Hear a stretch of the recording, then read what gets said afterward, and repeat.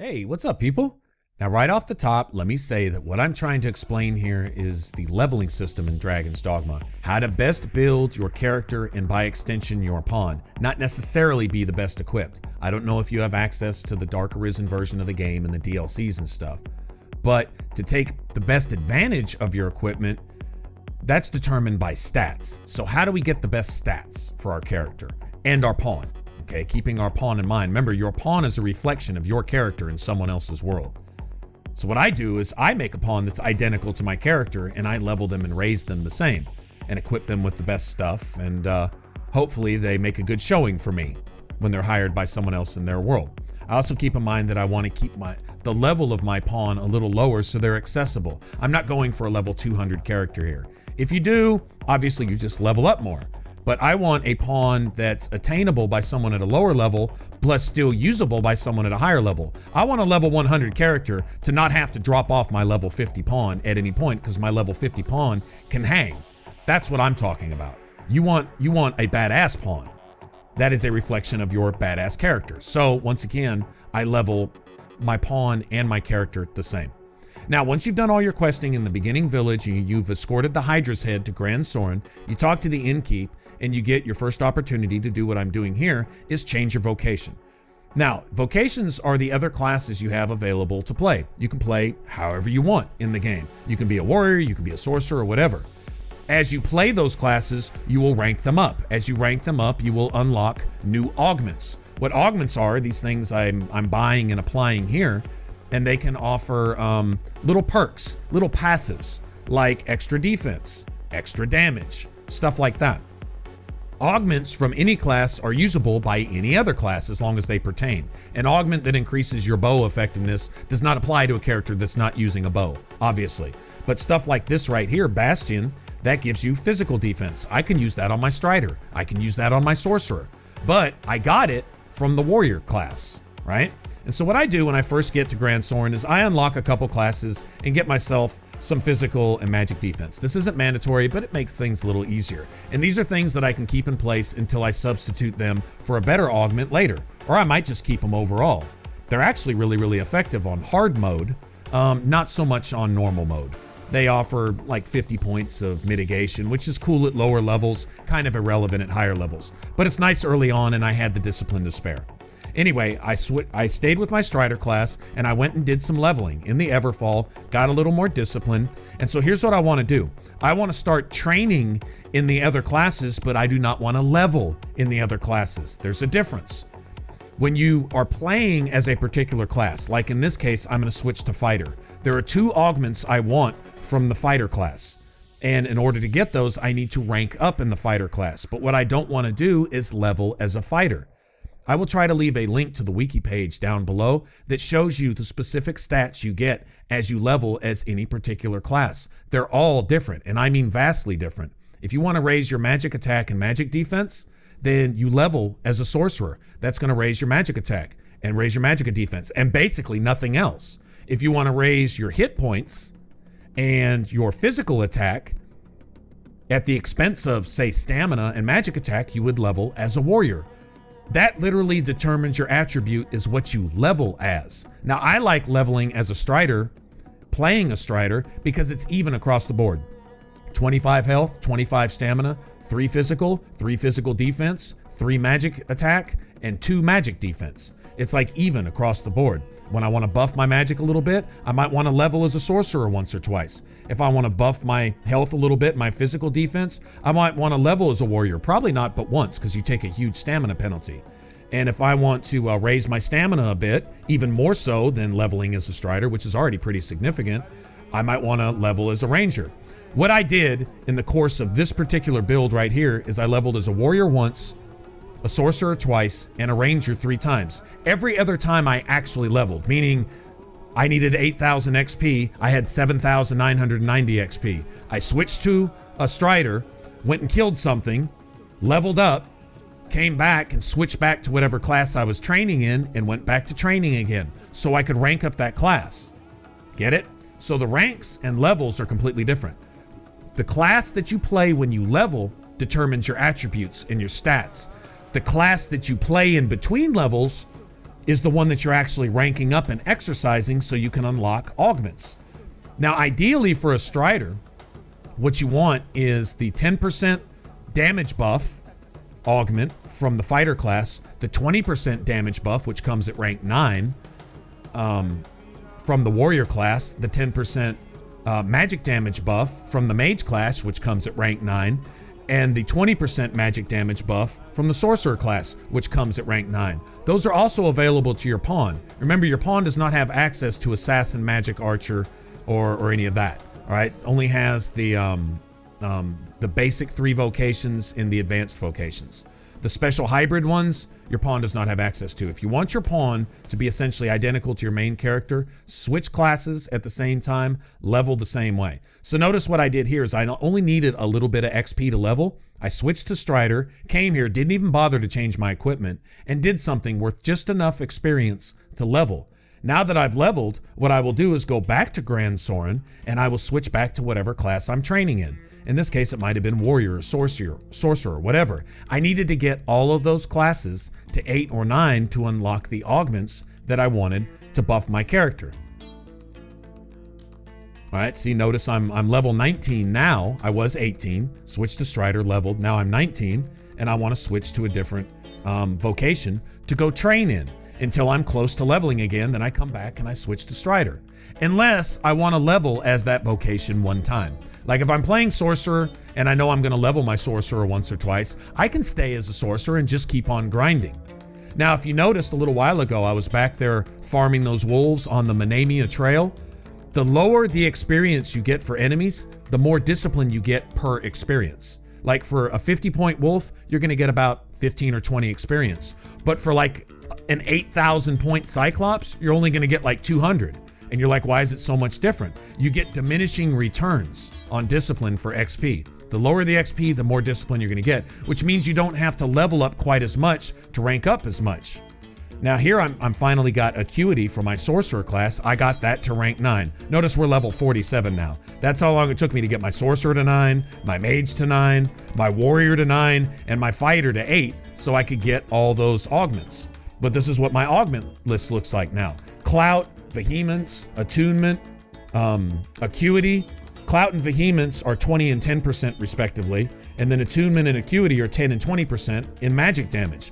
What my Strider gets is you basically get to double dip. The best daggers are both physical and magic based. They're split.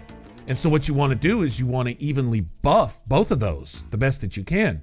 That is a 60% damage buff. It's also a 60% buff to all stats that buff my strength or my magic. In other words, if I wear a piece of equipment that gives me a 10-point buff to strength, now it's 13 points.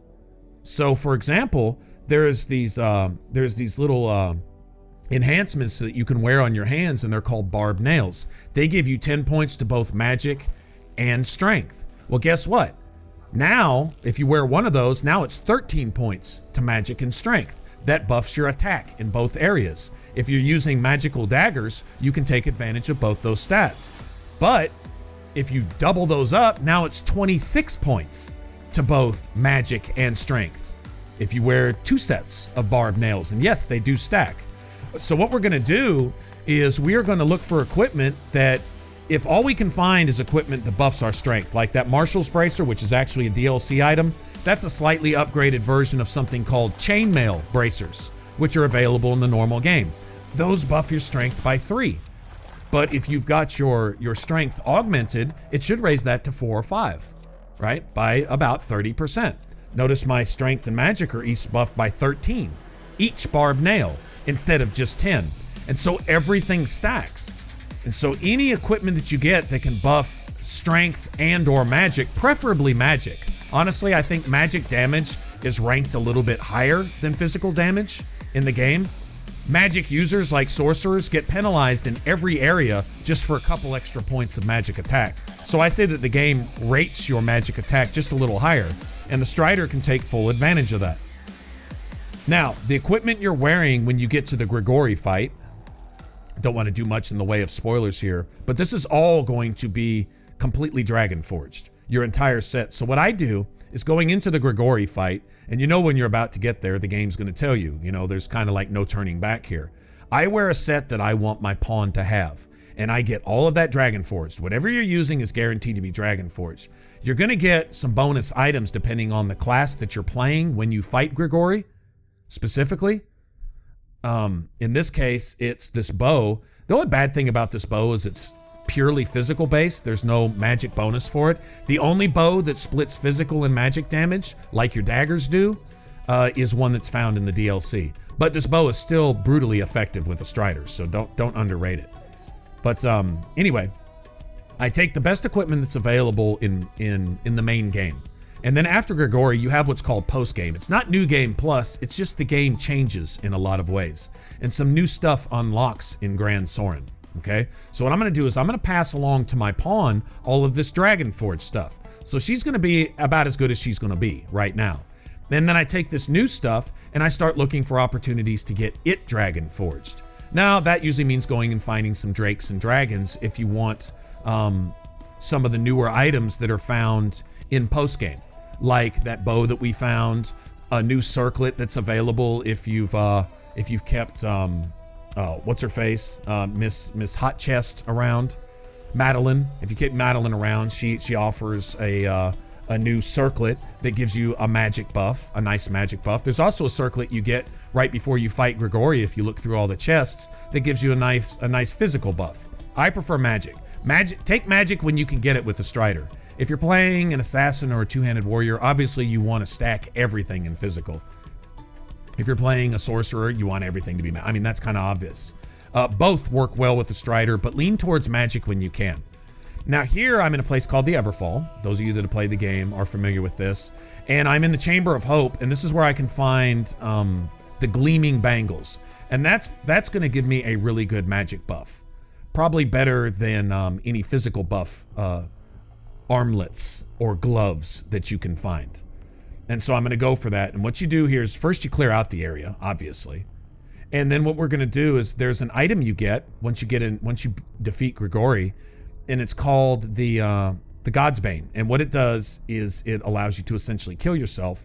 And once you've done clearing an area of enemies, notice we just now reached rank 9 as a Strider because we spent all those levels ranking as other classes and then leveling as a Strider and then going back to ranking as those other classes. But that's fine. I just wanted my pawn to be of maximum effectiveness. If there's an augment or a skill we needed at rank 9, we'll go back and unlock that with the Innkeeper. But I'm going to save right here before I mess with any chests. Right here, the very first room of the Chamber of Hope. This is where we'll find Gleaming Bangles. It's not the only chest, but it's the easiest one to get to. So you find the Chamber of Hope, let your save complete, and then go see. And if you get really, really lucky, you'll get it on first try. Odds are you're going to have to try this 10, 20, 30, 100 times. It depends. But once you've checked the chest, if you don't like what's in it, just use the God's Bane and kill yourself real quick. It saves you having to go back to the main menu and reload and do all that other stuff. I do believe that's specifically what this item is for, is to make farming for a particular item that you're looking for easier. So anyway, you pull this out, and you go ahead and take care of yourself. Oh, I wanted the loot and I didn't find it. Woe is me.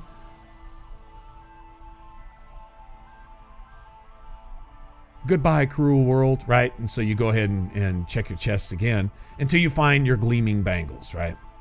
Anyway, so we'll just keep filtering through this. And then there is another chamber that you can go into. Yeah, it's going to take me a while on that. So, yeah, just leave me to it. I wouldn't suffer you guys through 5,000 things of farming. Anyway, in the Chamber of Distress, there's this chest that's right through this little hole in the wall, and you farm this for the golden belt. Now, I was initially going for the Berserkin, but I forgot that the Berserkin can only be worn by a mage or a sorcerer, or I think maybe a magic archer. I'm not sure, which kind of sucks. But anyway, the golden belt gives you a 20-point strength bonus, and this is good obviously for a two-handed warrior and assassin, which are primarily strength-based characters, but good for my Strider too. Like I say, I can double dip. Why does it say 26? Because I have all those augments in place. I would love for a strength and magic split thing, like the flame skirt that my character is wearing, which gives you what, like 8 points towards each, Once all that is buffed, it winds up giving you a 10-point bonus towards both stats. I would love something more like that, but this is fine. The golden belt is fine. And so we'll take that. And then if I wanted to, just for the sake of argument, if I wanted to go out and farm a dragon like the one in this next room, I'm still in the Chamber of Distress, by the way. You go into this very next room and there is a dragon here. And you can fight him, and if you don't get anything Dragon Forged, we'll just try it again, right? If you need to. So you can farm for Dragon Forging certain items.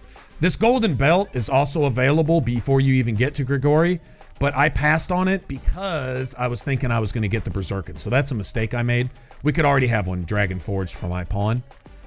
This dragon, unlike some of the drakes, has its heart on its chest. It's not on its back. The smaller dragons will normally have their heart back here. Kind of like Grigori's heart was when you're in the flying cutscene.